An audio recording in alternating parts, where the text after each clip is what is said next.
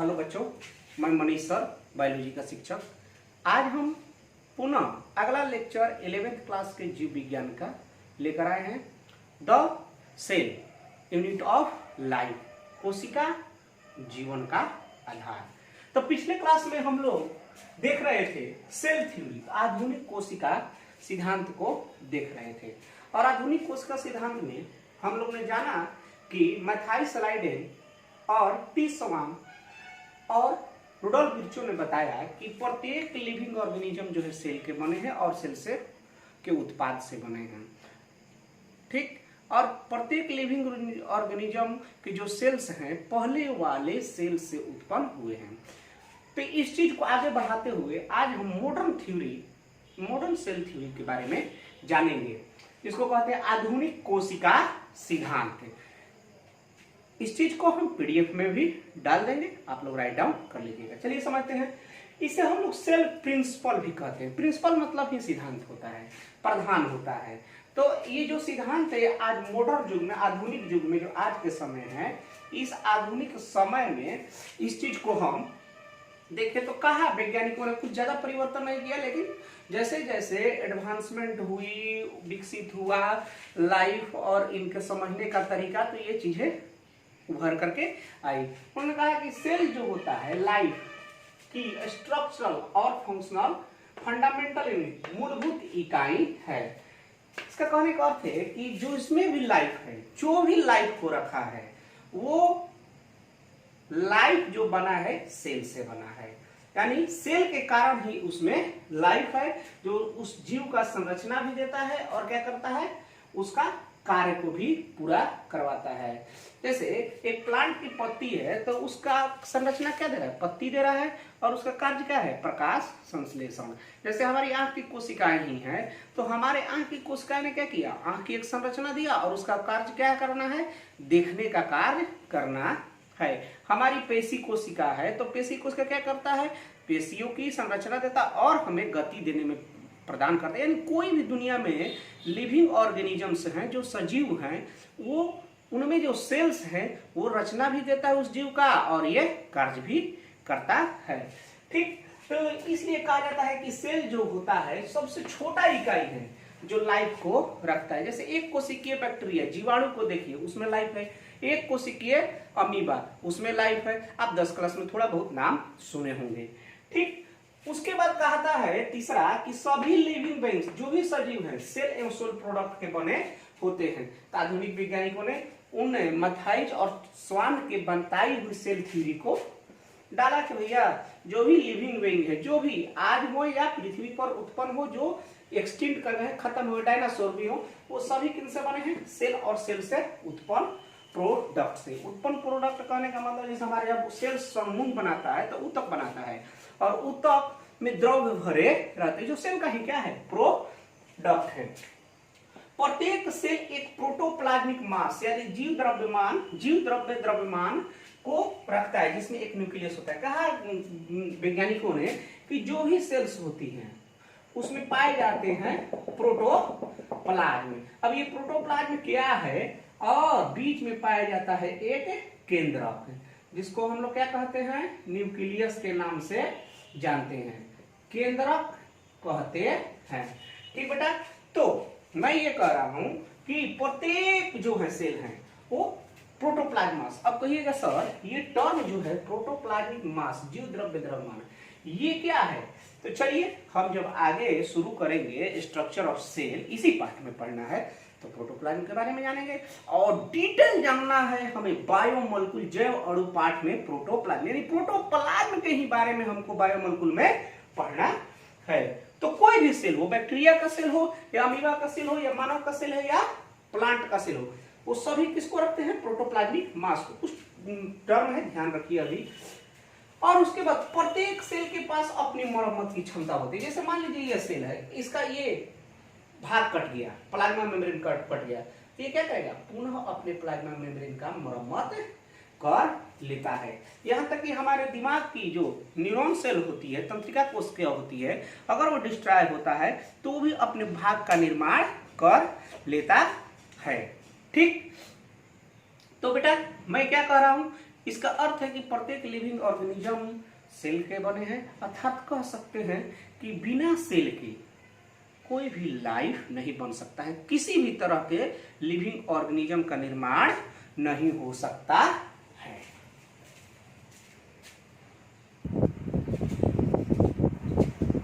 देखिए बेटा, हम एक चीज आप लोग से कहना चाहेंगे कि अभी जो मैं सेल पाठ चालू किया हूं, यदि जो बच्चे सेल के बारे में या बायोलॉजी के बारे में कुछ भी नहीं जानते हैं, उनको थोड़ी सी समस्या अभी हो रही होगी, लेकिन आप विश्वास कीजिएगा, हमारे साथ 15 दिन रह जाइएगा तो समझना शुरू कर दीजिएगा।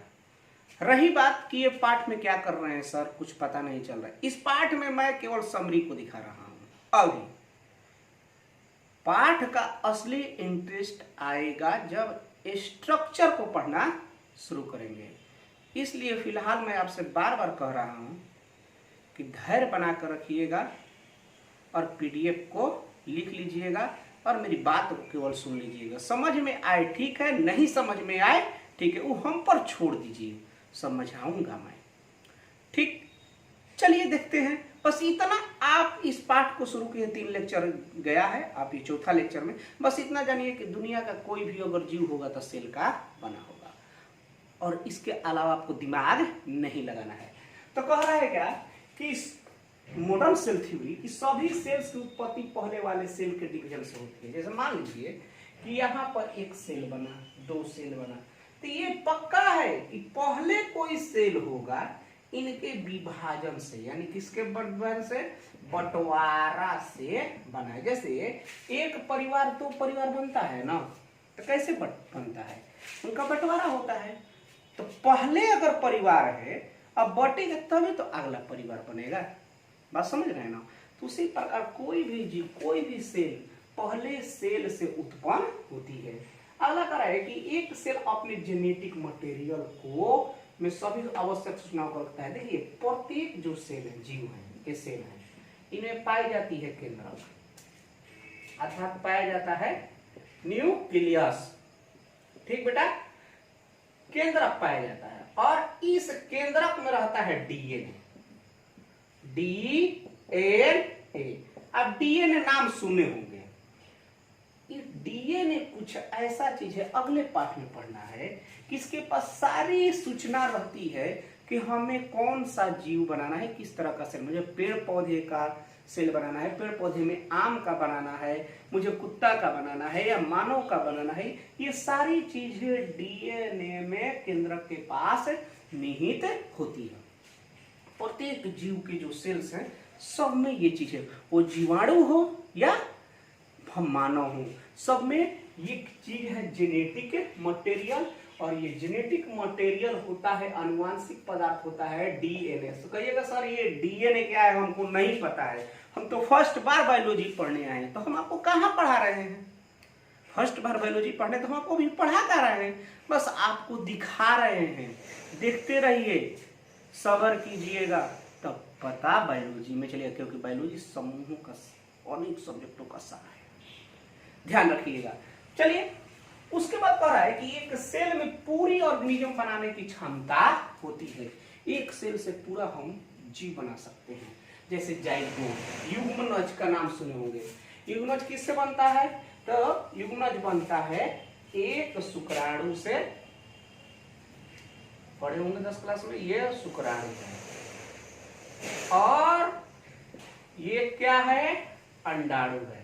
ये जब दोनों मिल जाएगा तो एक कोशिका बनता है, जिसे क्या कहते हैं, जाइगोट। यही विकसित होकर के इसमें बदल जाता है, शिशु में बदल जाता है। तो एक सेल, प्रत्येक सेल, प्लांट की प्रत्येक सेल, एनिमल की प्रत्येक सेल, सब में यह क्षमता पाई जाती है, टोटिपोटेंशियल। और इसके डिटेल में पढ़ेंगे हम लोग 12 क्लास में। तो ठीक है बेटा, ये रहा मॉडर्न सेल थ्योरी। आइए और कुछ बातें हैं जिसे हम लोग देख लेते हैं। जैसे बैक्टीरिया का नाम सुने होंगे, जीवाणु का, समझ रहे हैं, नहीं समझ रहे हैं कोई बात नहीं, बस देख लीजिए, लिख लीजिए, पीडीएफ लिखने आएगा ना, पीडीएफ लिखते रहिएगा।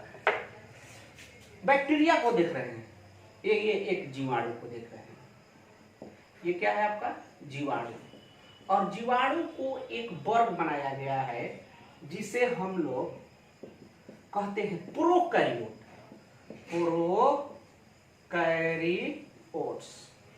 प्रोकैरियोट्स जैसा नाम सुने होंगे स्तनधारी पक्षी, उसी प्रकार जीवाणु को रखा गया है एक वर्ग में जिसे हम प्रोकैरियोट्स के नाम जानते हैं। तो इनके कोशिका में केंद्रक नहीं होता है, वास्तविक केंद्रक नहीं, केवल जेनेटिक मटेरियल होता है। क्या क्या होता है? जेनेटिक मटेरियल, आनुवांशिकी पदार्थ होता है। ऐसा नहीं है कि हम लोग के शरीर में क्या है कि ये एक केंद्रक है और केंद्रक के बीच में रहता है गुणसूत्र, गुणसूत्र में रहता है डीएनए। तो ध्यान रखिएगा, बैक्टीरिया के कोई भी बैक्टीरिया हो उसमें केंद्रक नहीं रहता है, अर्थात तो वास्तविक केंद्रक नहीं रहता है, उसमें केवल पाया जाता है जेनेटिक मटेरियल, और जेनेटिक मटेरियल के रूप में डीएनए होता है। डिटेल में पढ़ेंगे आगे। और उसके बाद देखिए, आप नाम सुने होंगे इसके बारे में, मैमेलियन सेल के बारे में, अरे स्तनधारी कोशिका। और स्तनधारी कोशिका में हम एक बात करते हैं, आरबीसी का नाम सुने हैं? आरबीसी जिसका पूरा नाम है रेड ब्लड सेल, नाम है ना, जिसको हम लोग क्या कहते हैं? लाल रक्त कोशिका। ये ओवल होता है, इसमें पाया जाता है केवल हीमोग्लोबिन। पढ़ेंगे टिश्यू पार्ट में हीमोग्लोबिन। मैं क्लियर कर रहा हूं, आपको भी कुछ नहीं समझना है, ध्यान रखिए। समझ में आता हो तो कहिए कि मुझको नहीं समझ में आ रहा है, ये समय के साथ पता चलेगा। तो अभी बस इतना ही जानिए कि आरबीसी, तो बताइए आरबीसी में केवल हीमोग्लोबिन है, कहीं इसमें प्रोटोप्लाज्म दिख रहा है? नहीं है। कहीं इसमें केंद्रक है? नहीं है।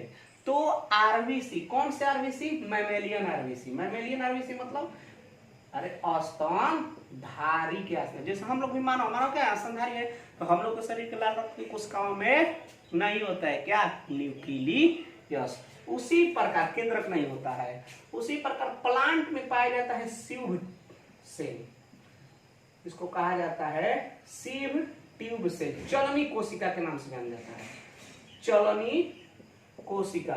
इस चलनी कोशिका में भी नहीं पाया जाता है केंद्रक, न्यूक्लियस नहीं पाया जाता है। तो ध्यान रखें, एनसीईआरटी में दिख दिया है कि इनमें नहीं पाया जाता है। अब एक बात बताइए, प्रत्येक जीव सेल के बने हैं और सेल ही लाइफ है, लेकिन कुछ ऐसे भी हमें स्ट्रक्चर इस धरती पर दिखाई देता है जो सेल का नहीं बना है। जैसे एग्जाम्पल में आपको हम बता रहे हैं वायरस, विषाणु,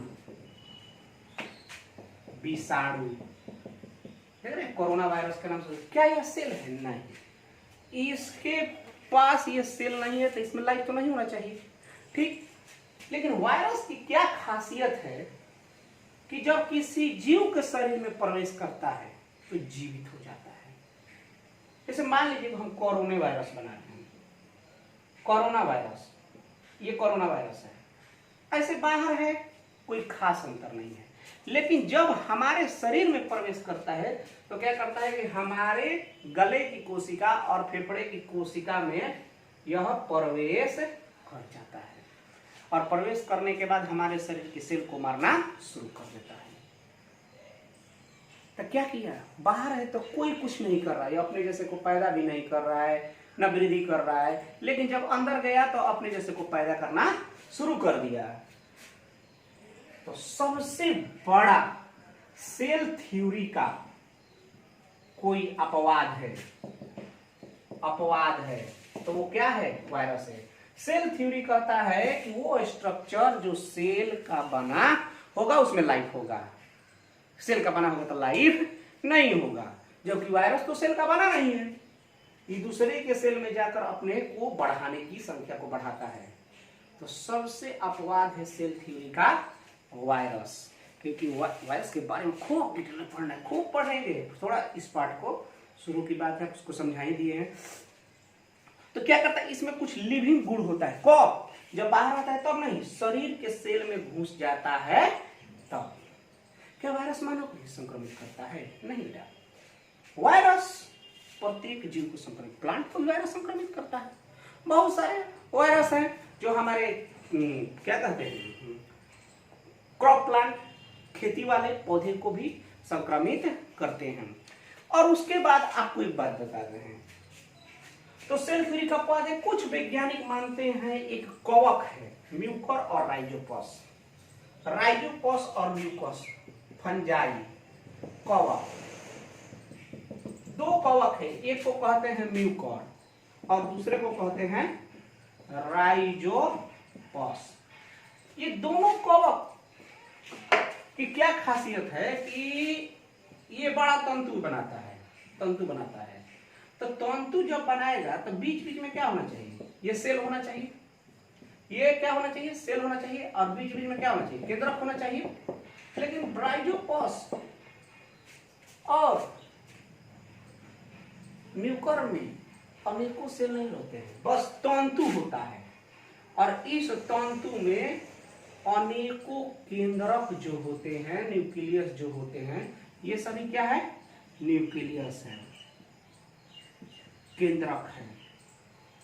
केंद्रक, जो भी केंद्रक है, ये केंद्रक अधिक संख्या में पाया जाता है, ठीक, लेकिन सेल नहीं बन पाता है। केंद्रक पाए जाएंगे लेकिन सेल नहीं बन पाता है।